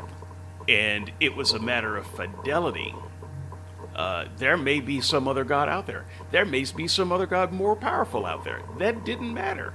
It didn't matter at all. This is your God, and that's who you're going to stick with, period. Yes. So yeah, that's a good point. They didn't see, they weren't atheists, modern atheists. They didn't lack belief in these gods necessarily. There is Right. evidence that they viewed them as demonies, as demons posing as gods, and that sort of thing. So that's the way a lot of Jews, even up to Jesus' day and that sort of thing, viewed the pagan gods and goddesses and that sort of thing. But there were And some that's Jews the that actually parallel. were. That's the parallel in the Galatians passage, by the way, too. Though that's the parallel. It wasn't that uh, everything else, all other powers that you might see are false. It could be an angel from heaven. Fine, doesn't matter. Um, you've chosen a side, and that's the side you should stick with. Yeah, so that supports me though, because the part that you're leaving out is that you've just randomly chosen a side. No, it's you have sufficient reason to choose your side, and you have insufficient reason to No, change loyalties. So that's why it's no, immoral I for don't. you I to don't. just be led astray by America. That's where I think you're getting too philosophical. It'd be like an army. I joined the army, so it's the U.S. Army. But the French army comes along and turns out they're better. They got better weapons. They got better food. They might be a stronger country. If we were to get in a fight, they might win. So maybe I say, okay, well, on closer evaluation, I think I want to join the French army. And the answer is no, you don't join the French army. It's this army or we'll kill you. This is your army right here, and so it's more along those lines. It's not along the lines of I've evaluated the evidence and found this to be better. It's this is your tribe. I think that's reading into it though. I don't see that that's what's going on. I get that that's a Well, common because skeptical. no one has ever asked anyone to evaluate evidence. So when Jesus was talking to Thomas, he wasn't asking Thomas to evaluate evidence. He was asking Thomas to stop evaluating evidence. And he follows that whole thing up with better for those who believe without seeing than those who do see. And Jesus didn't say, look, Thomas, I appreciate your concern. Here's the evidence, and I'm going to leave some clues around for everyone else so that they can follow those evidential clues and have good evidence too. No, he said, better those who believe without seeing than those who believe with seeing. That's that's the Bible on faith, and I think that is ultimately Oh, well, if you're going there. consistent with Deuteronomy and Galatians. Yeah, but you assume that means they don't have sufficient reason. They have properly basic beliefs. That's evidence. That's Right. why the So Christians believe. They also you can had. see that I am ignoring the whole. Every time you mention the properly basic belief, you can kind of see the red light go on with me, where I'm just I'm going to ignore that. Okay, but that's your fault and your problem. Sure. And secondly, Okay. they also had objective evidences. The apostles did miracles to attest, G believe authenticating events to attest to the truth of their message. And then they evaluated it overall to see, yes, I believe this is this is in fact true. They're not just randomly choosing to become Christians; they're being convicted of its truth via the. So where does that leave us ultimately, though? Because I don't want the audience to forget this is not actually an adversarial discussion. Yeah. I'm not, so I am actually pulling my punches quite a bit because I'm not trying to be adversarial here. I am just trying to show why the way you're using faith doesn't work with the way and I think most people use faith, and even the way it's used in some parts of the Bible don't seem to jive with the way other parts of the Bible seem to use it. And so, where does that leave us? So if we pursued my thesis to its logical conclusion, what I would say is, okay, if anything, this discussion shows that we shouldn't use faith. We should use some other word. Um, Now, we had an interesting discussion before the show. Would you mind if I inserted some of that in here right now? Because I I think it don't. would help the audience see. I don't remember it, but I don't mind. Go Okay. ahead. Yeah. All right, good. So I think it'll help the audience see a little bit of where our differences lie and where the problem is. Okay. 'Cause it I was know where actually you're a going. good discussion. Yeah. So it's a matter of interpretation and translation. And I know that those are boring subjects, but bear me out. You said in the discussion, well, Christians can't give up the word faith because faith is a biblical word. And I said, no, it's not. Faith is not a biblical word at all. And so we had some discussion around that, and here's what we meant. you're looking at your Bible and your modern translations, you're seeing the word faith. And I'm looking at the same Bibles and modern translations. I'm saying that there are a lot of words and ideas and concepts where the translators had a religious bent and used the word faith where it was not. So faith is an English word that we invented. And it's a religious word that we have plastered on top of what the biblical writer said. No Hebrew, Greek, or Latin writer ever used the word faith. Okay, they used other words, and we translated and interpreted them as faith. So, in that sense, faith is not a biblical word. It is a religious concept that we have thrown on top of a bunch of biblical words. And I think that we can just as easily take it off of those biblical words and use other words that are better translated, more directly translated. So, for this reason, I think that we do have not only a reason to get rid of the word faith, we have kind of a logical precedence to get rid of the word faith when we acknowledge that we invented it and started using it as a religious type dogma in the first place. We put loaded up a lot of baggage in it, and then we just stuck it in the Bible in various places that were convenient. So you had some rebuttals that we were almost to come to some kind of agreement on that earlier in the show. So did you want to comment on that? Yeah, so I agree that the word faith can and has been misused or has been used in incomplete ways, possibly even by myself at times, right? Because with the mystic thing, I would have denied that there's a mystic element to faith until I understood and you clarified what you meant by that. So there's even confusion on even normal terms. So this is just a part of semantics. It's a part of doing definitions, and I don't think we should abandon. This is the part I disagree with. I will not be abandoning the word faith. It's a proper word. It's an English word. It makes sense. We have some understanding of what it means, just like we have some understanding of what love is or what other words mean. And just because people use a word wrongly, that doesn't mean that the word itself should be abandoned. It means that we should work harder to be clearer and more consistent in the way we're using that word. So that's the way I see it. I don't think we should be hacking out words from the dictionary, English words from the dictionary, just because there are some elements that are problematic to it. But I do agree with David's point that we got to be careful. Are we causing confusion with the use of this word? Are we using it in ways that contradict each other, which I don't think we have, and David provided his one example where he thinks it is, and I'm sure he has others. But yeah, it's a call for us to improve the clarity and define exactly more firmly what aspects are entailed. But when we use that word, it's not a call to just get rid of that word, because you're going to have the same issue. If we just say trust, what does trust mean? Can you give me a set of necessary sufficient conditions? And I caught you here. This doesn't make sense either. The answer isn't to abandon English words. The answer is to work on, improve, and clarify our understanding of what we mean by that word. So yeah. Okay, so you mentioned trust, and I it wasn't in my notes, and I honestly meant to talk about it. So can I digress for just a moment and do a couple of minutes on trust? Yeah, sure. In a person or Okay. or both, or okay.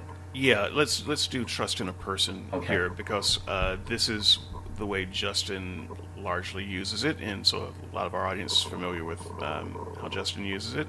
I think his way of using it is not uncommon, especially among new apologists. Um, So, trust in a person. So we're not asking you to, believe propositions. We're asking you to believe in the one making the propositions. That's kind of the move. So, yeah, we can't prove that heaven exists, but Jesus talked about heaven, and you can trust Jesus. And so therefore, you have faith in the idea of heaven. Well, the faith is you trust Jesus. Hmm. You see the move there. So I would argue, though, that even if we try to use that definition of trust, it still doesn't work. You're still, at the end of the day, asking someone to believe a thing that they do not have sufficient evidence for. And all you have to do is just kind of break down how we use trust in other terms. If I just met you on the street, and I said, "Look, give me all of your money, access to all of your bank accounts, and I will double it within a week," and you would reject that, I hope. But if my rebuttal was, "Well, just trust me," you would reject that on the basis that I have done nothing to earn your trust. And even if you trusted me, say not to murder you, I haven't earned your trust that I can actually do what I say that I've done with regard to your money. So trusting me even in one thing doesn't mean that you trust everything that I say. And so how do we build trust? Well, trust is a relationship that's built over time. We would never say, trust this person that you don't know. Trust this person that you never met. Trust this person that you've received some kind of shady information about and you don't like what you heard about him so far. Right? Those are not things that we base trust on. And yet when it comes to Jesus, that is exactly what we are saying to people. Because guess what? I never met this guy. I don't have a relationship with this guy. I have read things that are attributed to him that he supposedly said, and I think they're nutball. So I don't have any reason to trust him on that basis. And yet I'm told, well, you have to trust him. So even trust in that way doesn't make sense. I think even Christians who think they have a relationship with Jesus probably don't have sufficient reason to trust him the way they're talking about. So I think even if you allow the evidentialists to shift the goalpost a bit, they still land in a place that doesn't work. Okay, so let me say this then. I do, as a Christian, so you do know at least one Christian, that I do have sufficient reason to trust in the person of Jesus, to fulfill his promises, to redeem me, and that sort of thing. And in the first place, Christians do speak of building this trust over time, just in the exact same way as others. They have relationship with Jesus for years, and he confirms himself over and over again in various ways. But is it necessary? Yeah, but those people jump into Christianity before that relationship is built. So it's like, well, I'm going to marry you, and then I'll try to get to know you. Right. And that's the wrong way around. Right. So here's the second part. They also have sufficient reason to marry him, to trust this person and marry him in the first place, through the various evidences, G-belief authenticating events, and that sort of thing, which include the PBBs. I'll just stick with the G-belief authenticating events because you want to, like the PBBs. But the point is, they have, in one way or another, they do have sufficient evidence to trust. If I have knowledge that someone's morally perfect, yeah, I trust him. I don't need him to prove it right away because he's already proven that he's morally perfect. So I know for a fact he will fulfill his promises. And that's what the verse is talking about. Faith is the substance of things hoped for. I have no evidence that the sun is going to rise tomorrow. Well, if you look at the average kind of... Huh? You're part of an evangelistic church, what would be called a part of evangelicalism, I think, Mm-hmm. and you understand something about the evangelical method, and so when a person, a Christian, whether it's Mormons or Jehovah's Witnesses or vanilla garden variety mainline Christians, who start talking to someone about Jesus, they often are trying to do what in sales we call a one-call close. Oh goodness! Where oh yeah, I'm gonna introduce you to Jesus, and by the end of this conversation, I'm gonna dunk you in the water. Just for the audience sake, for my pastor's sake, he would punch David in the face right now if for calling him a salesman. He hates that. He's like, we are not salesmen. He despises evangelical. Josh McDowell or others have like the four spiritual laws. This is salesman trash from Satan. The heck with this. So I do want to clarify for his benefit. That's what all salesmen say. Okay, okay, but just for his benefit, yeah, he would take an issue with being called a salesman. Yeah. I see nothing wrong with trying to, as long as you're not just trying to sell them Yeah. something bad. Like, yeah. All right, go ahead. Sorry. Go ahead if you want. Is this a sales call? No. Yes, it is. It's a sales call. All right. So right. that's like this is evangelism. They're trying to close a sale. Now, it's one thing for me as a salesperson to try to close a sale in one call because I can get enough sufficient information out to the person so that they can sufficiently trust me and sufficiently trust the product and sufficiently weigh the risks so that, if worse comes to worse, life isn't over for them and they've got a pretty good chance of being benefited by it. So there are some things where a one-call close makes sense. But you're talking about a trust relation in a person. There is no such thing as a one-call close, well-founded trust relationship. So you're asking a stranger who is unchurched and unjesused to listen to you make these propositions, and then in a very short period of time, maybe over the course of a week-long discussion, you want to baptize them. That's not long enough to build trust. That's just long enough to buy into some propositional ideas, but that does not trust make. So in the first place, that's why there are standards to ensure that someone actually does have a proper understanding. My church, for example, has a strict policy. You have to go through 3 interviews with multiple people, and you have to wait at least a month we're not just looking to get numbers and oh, you're a Christian. You just say you're a Christian. Okay, you can be baptized. We also encourage people before they even start talking about, okay, I want to get baptized and become a member of the church. We say, well, wait. Let's have a couple months where you can listen to the doctrine and that sort of thing. We also encourage. This isn't a standard, but we encourage them to wait like a year.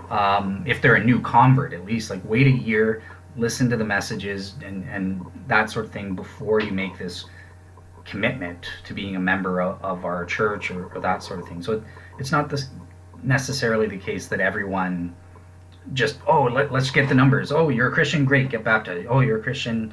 We do take efforts to try and ensure that they are actually a true Christian, and I think that churches should make those efforts. However, I have no problem with Yeah, but don't you baptizing acknowledge the some. difference, though, between intellectual assent of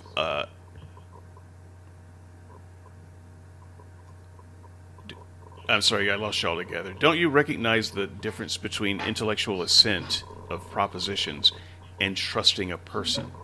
Because this is the Yes, kind of difference that the new apologist is trying to make. This is the move. So it's less about whether you have all of the right propositions and more about whether you have an actual relationship. that's true. Yeah, but having the proper relationship entails these propositions. That's why you can't have one without the other. You know, bait trusting. Yeah, That's an interesting idea. So you can have wrong you can't have wrong propositions and a relationship with Jesus.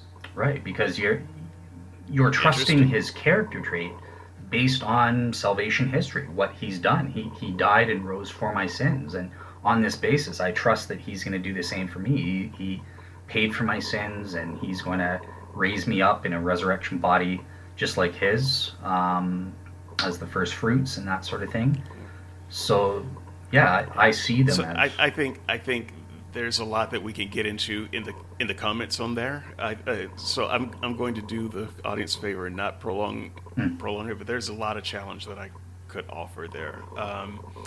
You know, by say in the denomination I came from, for instance, we used to one of the things that we debated vigorously within ourselves is how much does a person have to know in order to be baptized in a saving way. And so, what all could a person be wrong about and still have a right baptism? And it sounds like you're getting dangerously near that idea of, well, you've got to have the right propositional truths in order to have a relationship with Jesus. And the more conservative of us believed that you had to have the right propositional truths about a lot more things than the more liberal of us Okay, believed. you were scaring me there. I thought you were going to be contradicting yourself. It sounded like you're going to be saying, "Oh, and we concluded you don't need practically nothing." But yeah, so I do. No, but there are some among them who did conclude that you needed practically nothing, and then on the other end you need pretty much everything. And Yeah, if you got one thing wrong, your baptism is not worth spit because you don't have the right relationship with the true Jesus. yeah. So I think that's why we need to be very careful. Well, how do we define what Christianity proper is? We've gone back and forth on that. What are the minimal set of propositions that qualify you to be considered a true Christian and someone who actually has placed your faith in Jesus? And I would definitely say his divine nature and his death and resurrection from the dead for our sins. These are the basis on which we trust Jesus as a person, as a character.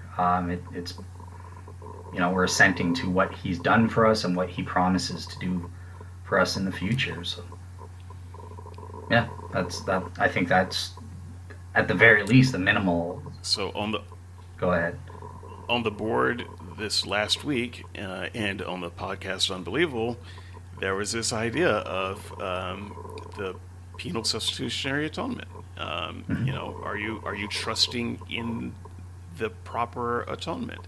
And some said, well, if you don't have the right understanding about that, then you have the wrong idea of the atonement that you're supposedly believing, and so you don't, in fact, have a relationship with Jesus. If you're accepting him without accepting the atonement that he offers. And others said, well, no, that's really a complicated issue, and you don't have to understand that, and you can have a proper relationship with Jesus. Where that line is, have no idea, but it seems to be split there. So, Right. I mean, Yeah. are you really trusting Jesus if you aren't trusting the penal part of the substitutionary atonement? I don't know. I'm an outsider. That's not my game to play. Right. I'm just saying And I would that if all of this is bound up in your idea of faith and trust and evidence and all that, then I don't know what you're talking about, and I can't have a proper conversation. Now you say, well, we just need to be more careful about defining our terms. I like that idea, but I think it's impractical because once again, Christians use words like faith two or three different ways in one speech. So, you might give me a couple of paragraphs of faith and give me two or three different usages of it while using the same word. You can't predefine that before you start talking every time, which is, again, one of the reasons why I just call on you to, instead of using faith, break it down to what you mean in each given instance. Yeah, you already know my take. You want me to say it again? I'll just say, yeah, I think that's wrong. I think I like, as everyone knows in our audience, I like little helpful labels. Everyone, you think that I'm trying to confuse the audience with terms, but I think that these are helpful. They aid understanding. Even if people don't know what it is at first, great. That you can latch on to something. Here's a weird word. I'm going to memorize this and look it up. Or listen to Dale define it. Oh, that's what that weird word is. It sticks in their brain. I think it's helpful to use these terms. I like using technical terms, and Right, but I don't actually have a problem. I don't have a problem with using. I don't have a problem with using jargon that clarifies. Most jargon does not clarify. I'm accusing faith of being jargon that does not clarify. So rather than clarifying confusion, it creates confusion. And I think that the reason that Christians insist on using it, even though the people they're talking to are saying, I'm confused, is because they're smuggling other baggage in with it. So while a person might say, oh no, faith just means trust, they're also smuggling a mystical baggage in it. Oh no, faith just means evaluating the evidence, but they're also smuggling baggage in it where it might stand opposed to human reason. And it's that other baggage that they want to bring in there. And that's why they use the word faith, which covers up some of that stuff, as opposed to just saying trust in the evidence. Yeah. Because you're not just saying trust in the evidence. You're saying that plus this other thing. No, we are saying just trust in the evidence. The mystic element is complementary to reason. It uses reason. It's not contradictory to it. You just smuggle Okay, that so in there. when a scientist says trust in the evidence, they're not talking about a mystic component. Sure they are. They When a just don't know they Christian are. says trust in the evidence, they are talking about a mystic component. No, they are talking about a mystical component. They just don't know it. It depends what scientist you're talking about too, right? But if you're Well, talking scientists about actually doing good science. they're using logical inference, which is above and beyond. This is a mystical component. Logic is a mystical thing that undergirds scientific methodology, right? You can't answer David Hume's objection about the problems with induction and that sort of thing. This is just you using a mystical thing of, we'll just trust it seems to work, and that sort of thing, and we'll just go with it. No, you can't do that if you're just going to deny any mystical elements in the broader sense of the word that you're using. It seems like all you want to do is, oh great, a soul, I can just dismiss that as magic, and that's mystic. You're being inconsistent, I think, because there are mystical elements in the But broader I sense. granted you a way of using faith. I granted you a way earlier of using faith in your dualistic way that is compatible with my physicalist way. But that's still not enough. This is what I'm saying. There's more baggage that you want to pack into the faith suitcase. Okay, there's a Holy Spirit, a Holy Spirit with a wrench, a metaphysical wrench. That is above and beyond, correct, but that's not inconsistent with reason. Okay, well, it makes it very hard for us to have a similar conversation. If I say I believe something and you say you believe something, we're not saying the same thing. Right, so I guess I would need to prove that my beliefs are true with someone like you, but that's not an issue if we're defining faith. If I'm just defining my terms, what you're on the street and you're like, what do you mean by faith? Oh, well, this is what we mean. Let's actually take the effort to define it. That's a fault of Christians if they don't carry around a list of questions. If you're on the street evangelizing, you should have a Okay, list of. well, so in an attempt to kind of wrap this up and make some. Okay, I don't hear what you're saying. So, by the way, I'm not trying to talk over Dale, and Dale's not trying to talk over me. There are times when we cut out. Yeah. Yeah, so there are times when we cut out on each other, and I'm sorry about that. So, in an attempt to kind of wrap this up and give ourselves a score, the idea was to see if we couldn't come up with some type of agreement on this word or how to use it or whether to use it. So, how have we done? So, I would say we're not really much closer on on any kind of agreement, and I have tried very hard. I have granted what concessions I could. I think that Dale has tried to grant some concessions, but I think at the end of the day, there are things that the Christian wants to include with the word that other people don't want to include with the word, and so they find it more convenient to use faith. It is a little bit like the way we use morality. You can consider this my closing argument too, if you like. It's a little bit like the way we use morality. When the secularist uses morality and the Christian uses morality, they're not talking about the same thing at all. When we talk about doing good, we are not talking about the same thing at all. You only think we are, but you are so wrong. When the secularist talks about morality, they are talking about pro-social behavior. When the Christian talks about morality, they're talking about what pleases their God. Those two things do not necessarily meet. They can, in fact, stand directly opposed to one another. We are not talking about the same stuff. And the same is true with faith. If a secularist even uses that term, which we tend not to, proving that you can, in fact, spend your life largely not using the word, we're talking about something very different than when the Christian uses the term faith. And the Christian wants to use that term because they load it up with some special mystical meanings, just like they do with morality, and they don't want to let it go. And so I don't know how we bridge that gap. The only thing I can think of is advice to the secularist in this case, which is if you're going to have a conversation with a Christian and they start using faith type language, you need to stop them before they finish their sentence and say, wait a minute, what did you mean by that? And hold them to the fire, and not don't do it just once, do it every time, because they might mean something the second time they use something That's different the annoying. second time they use it than they did the first time they used it. So I don't know how to get past that point, and so I'm going to call this experiment a pleasant failure. Dale. Okay. Okay. Well, I am sorry that you interpreted the combo that way. For my part, I was trying to see if I could come up with probing questions about your aspects and see if we could reach agreement, but I guess it didn't come across that way. Yeah. So I think we did reach agreement on No, it did Mystic. come across that way. I Oh, did did not impugn your motives. Your motives are as pure as mine. Gotcha. Yeah, but still, I was wanting to get. I was hoping for some results, and here I think that there were a couple. So number one, mystic faith. This was something I went into totally disagreeing with David based on a misunderstanding of what he meant, and we got clarification of his terms of what he meant, and we reached a consensus. Yeah, he's right. There is a quote unquote mystic or external supernatural element for one to be able to gain faith. So that is an associated aspect. That's a success to me.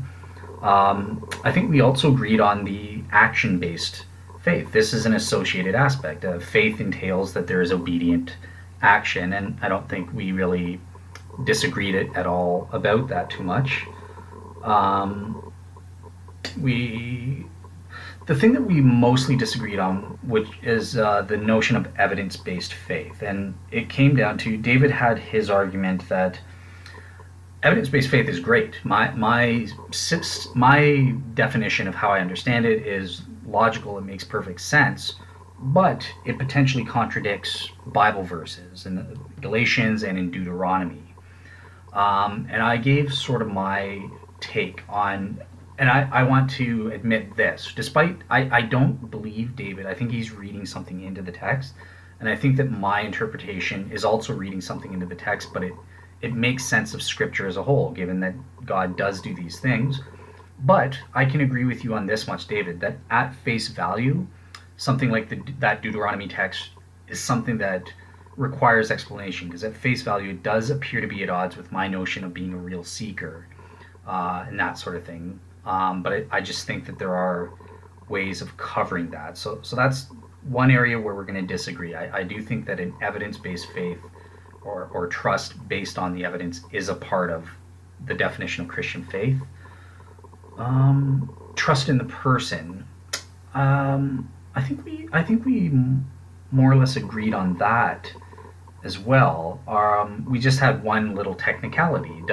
Does trust in a person also entail at least some intellectual assent to propositions? And I think that it does. Whereas maybe some Christians disagree with this. I don't think that makes sense. It just, by the nature of trusting in someone, propositions are necessarily entailed in that. So, yeah, I think that summarizes our combo. Anything I missed, David? Or? The trust in the person thing. I just Hmm. want to clarify that a little bit. Let me ask you a question. So, do you believe that if you trust a person, let's say everyone is taking advantage of you in your life, but a person comes along and they earn your trust in that they don't take advantage of you and that they actually take you in and they help you financially or whatever. Uh, so now you trust that person. Does that mean that you have to believe everything that they say about every issue? No. Okay, so I don't understand how trust in Jesus, that he loves us and he wants to save us, means that we also have to believe, in a heaven or hell. Oh well, I'm saying that with the case of your example, there certain propositions are necessarily entailed. If I'm trusting you Oh, but on the basis you of see, no, I'm trusting you not to hurt me. I'm not trusting you, but that's a for proposition, financial right? advice, say. That it's a proposition. David won't hurt me because I have the evidence. I'm trusting based on the evidence that you've proven to be trustworthy. You've never hurt me all this time like everyone else has. So therefore, I trust the proposition and intellectually assent to the fact that tomorrow morning you're not going to beat the living heck out of me. Sure. Um, okay, But that doesn't mean that I know anything about money. right. Yeah, you could be a terrible financial advisor even if you have my best interests at heart. Right. So that's why you need to look at what propositions are entailed by certain things. So Jesus is worthy of trust because Christianity proper has been proven to be true. He's a morally perfect God to whatever degree you've proven, and the Bible is sufficiently attached. And I have my method of determining what are the essential doctrines, what he tells me are essential for me to be saved, either explicitly or implicitly from the Protestant Bible itself. Um, and on this basis, yeah, I trust those propositions because to do otherwise would cause undue confusion, and yeah, that's part of my evidence that my trust is based on. Sure. Was So that that just confusing? feels Or a yeah, that yeah, it feels a little like special pleading to me, to be honest, because what you're saying is that with Jesus, it's an all-encompassing trust. But you would acknowledge that with no, humans, it's not an all-encompassing trust. I don't Uh, trust Jesus, earthly Jesus, about teaching me about biology or geology. He gets little facts wrong, yeah, but possibly in you've some. you've given Jesus this extra power because he's not earthly Jesus, he's God Jesus. Yeah, but I've argued that's part of the evidence in the background. That's Right. part of you Like, proving to be trustworthy, right? So I'm saying on that I have sufficient evidence to say, yeah, Christianity is true, the Bible's sufficiently attached, and minimally, the Bible wouldn't lie about these facts because to do that would cause undue confusion. And I have a logical argument that says God can't cause undue confusion. Therefore, I can at least take these propositions as true. As to the size of a mustard seed, you're out to lunch. I don't necessarily have to trust you. And I'm not saying that's an error. Remember, I think that there's a way to interpret that as not being an error, but worst case, let's pretend it is an error. Great. I don't trust Jesus on botany, but right, right. I get that. It's special pleading to you. Okay, I guess I just right. I don't get that, but understand. that's what I call an all-encompassing trust. So you've found a way to say, yeah, trust in Jesus is all-encompassing, so you can trust everything. But there's no way to apply that kind of trust to anyone else. And so, yeah, I do call that special pleading. I mean, you can say, I trust Jesus to save me, but he was lousy on money. You don't allow that. Well, I don't think. Whereas I can say, I trust the lifeguard to save me, I but I wouldn't trust his financial advice. So for Jesus, it's more of an all-encompassing thing because he's God, he's a morally perfect being, he's all-knowing, and so that kind of trust is different. And you're Sure, also yeah. kind of suggesting that you can develop that kind of trust in Jesus a lot faster than you can develop that trust with a human somehow, because we don't put that kind of trust in humans on overnight, and yet many Christians put that kind of trust in Jesus overnight just because they were at a youth camp when they were having some teen angst and they were singing, it only takes a spark for 3 hours, and then they felt something and they trusted in Jesus. Well, That's okay somehow.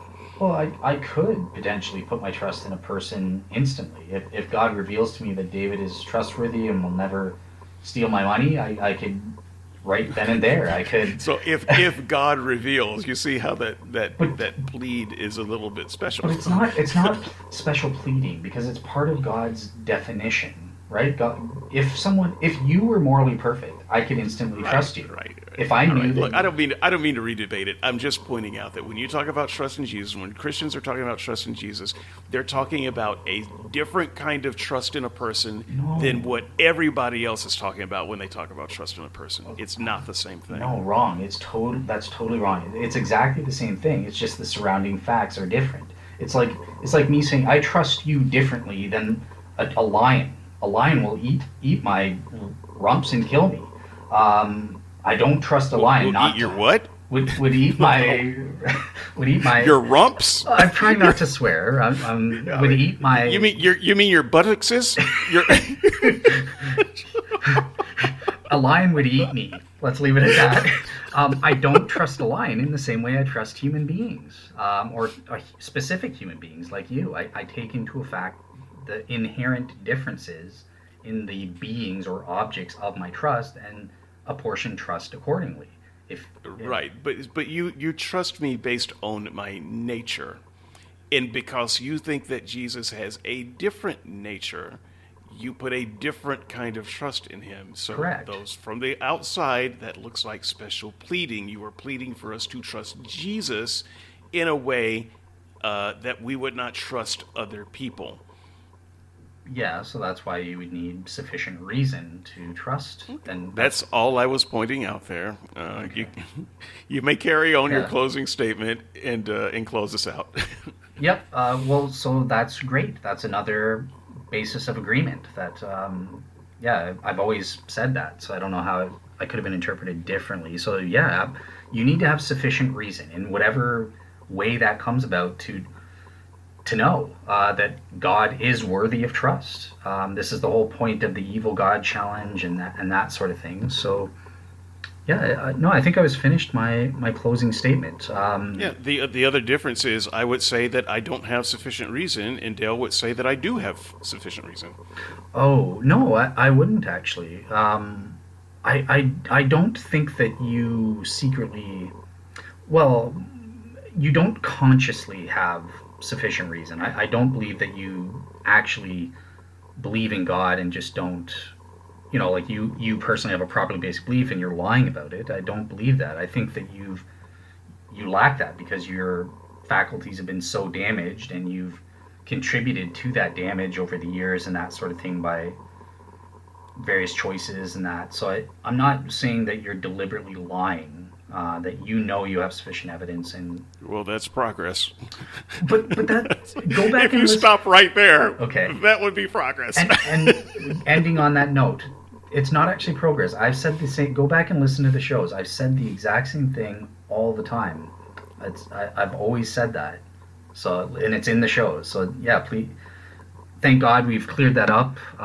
David is not a deliberate liar when it comes to I him. got it. Yeah. I'm going to end. That's I'm a good note. damaged. It's that Yeah. spiritual detector in my amygdala, and I'm just waiting on the spirit to come along with a wrench and fix it. That's all. Yeah, but you on your end, it is your fault for not being open to that. You haven't. I don't believe you're putting yourself. You're not a real seeker. You're not putting yourself in a open position for the Holy Spirit to come in and do His work. You've got a sign saying "Close shop, get lost" or something. Like I think you need to work on being a real seeker, and then it's up to God to. Oh no, you're wrong. I'm a Deuteronomy 13 seeker.